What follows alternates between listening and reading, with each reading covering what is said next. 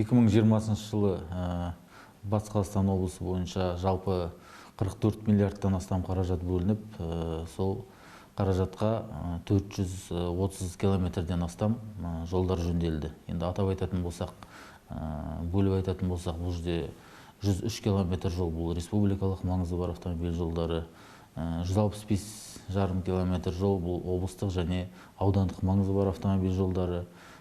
Сонымен қатар 57 шақырым Орал қаласының автомобиль жолдары және 107 километр бұл елді мекендердің ішіндегі автомобиль жолдары болып есептеледі. Енді республикалық маңызы бар жолдарға келсек, 2020 жылы Чапай Жалпақтал Казталовка бағытындағы жол жөнделіп толық аяқталды. Сонымен қатар Казталовка Жәнібек Ресей Федерациясының шекарасы және Өнеге Бейсен Сайқын бағытында үлкен жол жөндеу жұмыстары жүргізіліп жатыр. Жергілікті маңызы бар жолдарға келетін болсақ, бұл 2,7 миллиард теңге қаражат бөлініп, Бөрлі Ақсай Жымпиты автомобиль жолының 139-159 километр жолдары жөнделді. 2020 жылы бұл жол 2 учаскеге бөлініп, жалпы 20 километр жол жөнделіп жатыр. Және сонымен қатар Орал-Кирсанов автомобиль жолында орналасқан 3 көпіріміз жөндеу жұмыстары басталып кетті. Сонымен қатар 2,8 миллиард теңгеге Тасқала-Аққурай болашақ бағытындағы автомобиль жолы жөнделіп аяқталды. Аудандық маңызы бар автомобиль жолдарға келсек, 112 километр жол жөнделді. Мұның ішінде Ақжайық ауданының Жайық, Алғабас, Ілбішін ауылдарына кіреберіс жолдары, Жаңабұлақ ауылына кірме жол жөнделді.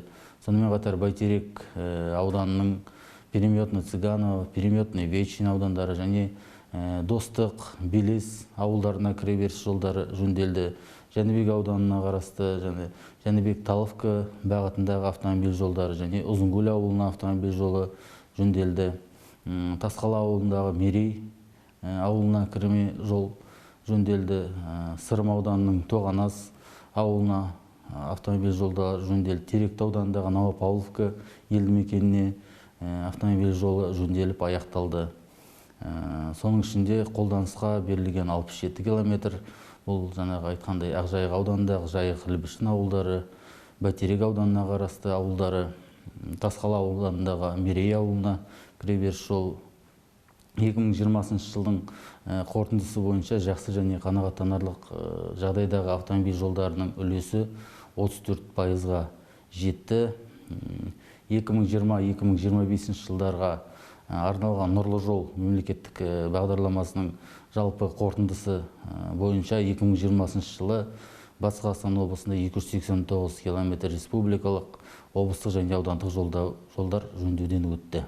Көше жол желісі бойынша қарастырылған 17,8 миллиард теңгеге 165 километр жол жөнделді.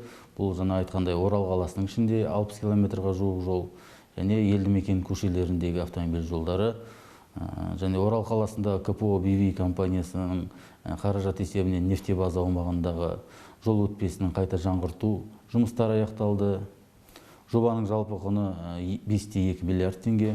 Нысан осы жылдың қыркүйек айында қолданысқа берілді.